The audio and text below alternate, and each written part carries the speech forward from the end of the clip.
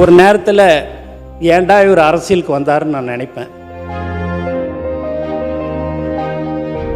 அதுலேயும் இந்த யூடியூப்பில் டிவியில் வாடகை வாயிலாம் இருக்குது. நாட்டு மக்கள் என்னை உச்சத்தில் வச்சாங்க. அப்படி வச்சிருக்கும் போது அந்த உச்சத்தில் இருக்கும்போதே நான் விட்டுட்டு அரசியலுக்கு வரணும்னு தான் மக்களுக்கு சேவை செய்யணுன்றது எண்ணம் தான் எனக்கு இருக்குதே ஒழிய நான் ரிட்டையர்ட் ஆன பிறகு நான் அரசியலுக்கு வர்றதுக்கெலாம் எனக்கு விருப்பம் இல்லை.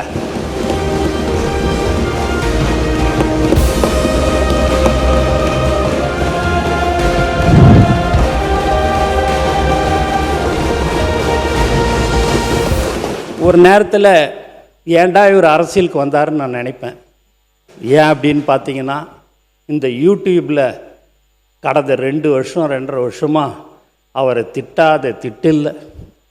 1 சீட்டு வாங்குவாரா, 2 சீட்டு வாங்குவாரா, 5%, 3%, 7% இப்படியா எல்லாரும் இலக்காரமாக எல்லாருமே பேசினாங்க.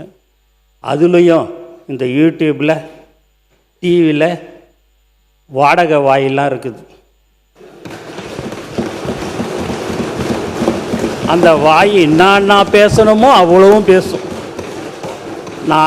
நான் கடந்த 28 வருஷமாக 29 வருஷமாக யாராவது ஏதாவது சொன்னாங்கன்னா, படத்தை பற்றி சொன்னாங்களும் கூட ஏதாவது சொன்னேன்னா, அதெல்லாம் விட்டுட்டு போனேன்.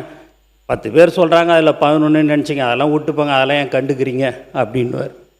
நம்ம ஆளுங்க எல்லாம் புதுசாக அரசியலில் வந்தவங்க எல்லாம் எங்கள் கூட புதுசாக வந்தவங்களாம் விடக்கூடாது அப்படி இப்படின்வாங்க. அதெல்லாம் விடுங்க, அவங்க பட்டன் பேசணும்னு பேசுகிறாங்க, அவங்க பட்டன் பேசட்டுமே, நமக்கு எதுக்கு இப்போது அவங்க விட்டு நம்ம வேலையை பார்ப்போன்னு சொல்லக்கூடியவர் தான் எங்கள் தலைவர் தளபதி என்பதையும் தெரிவிச்சுக்கிறேன்.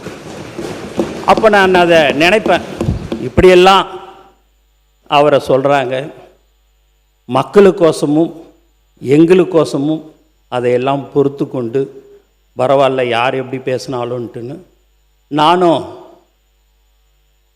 சார் இதுமாரி பெரிய பெரிய கட்சியெல்லாம் கூட்டணி வச்சுருக்குறாங்க, நம்மளும் கூட்டணியில் தனியாக நிற்கிறோம் அப்படின்ட்டு தைரியமாக தில்லா தனியாக சிங்கிளாக நிற்போம், கண்டிப்பாக நம்ம ஜெயிப்போம், அதில் எந்த வித மாற்று கருத்தும் இல்லை.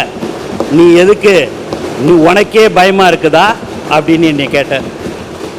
பயப்படல சார், நான் பயப்படல, இருந்தாலும் ஒரு பயம் எனக்குள்ளார ஒன்று இருக்குது. நீங்கள் எப்படியாவது இந்த முதலமைச்சராக நீங்கள் ஆகணும். உச்சத்தில் இருக்கும்போதே நான் என்னுடைய மக்கள், தமிழ்நாட்டு மக்கள் என்னை உச்சத்தில் வச்சாங்க. அப்படி வச்சுருக்கும்போது அந்த உச்சத்தில் இருக்கும்போதே நான் விட்டுட்டு அரசியலுக்கு வரணும்னு தான் மக்களுக்கு சேவை செய்யணுன்றது எண்ணம் தான் எனக்கு இருக்குதே ஒழிய நான் ரிட்டையர்ட் ஆன பிறகு நான் அரசியலுக்கு வர்றதுக்கெலாம் எனக்கு விருப்பம் இல்லை.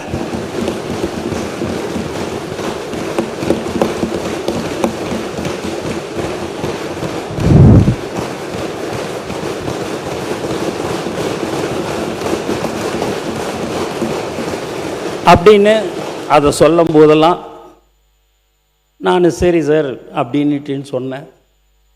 எங்கள் ஆளுங்க மாவட்ட செயலாளருக்கெல்லாம் சீட்டு கொடுக்கும்போது போய் வா இந்த மாதிரி சீட்டுக்கு இல்லை நீ நெல்லுன்னும் போது இல்லை எனக்கு வேணாண்ணே, நான் இட்டுன்னு வர ஒரு ஆளை நீங்கள் சீட்டு கொடுத்துருக்கண்ணே தொகுதியில், எங்களுக்கு வேணான்னு, நான் பார்த்துக்கிறேன்பா, டெபாசிட்டு மட்டும் நீ பணத்தை கட்டிட்டா போதும், நீ பாட்டுன்னு போய் விசில் சின்னத்துக்கு போய் நீ வெறும் ஓட்டை மட்டும் கேளு, அது ஆட்டோமேட்டிக்காக இல்லைண்ணே, ஏதாவது ஆயிடுச்சுன்னா தலைவருக்கு அது தப்பாயிடுண்ணே, நான் வேறு யாரையாவது சொல்கிறேன்னு சொல்லி நிறையா பேர் இட்டுன்னு வந்து இப்போ 75-80% ரசிகர் மன்றமாக, மக்கள் இயக்கமாக, நற்பணி இயக்கமாக இருக்கிறதுல இருந்தவங்க தான் இன்றைக்கி இருக்கிறாங்க.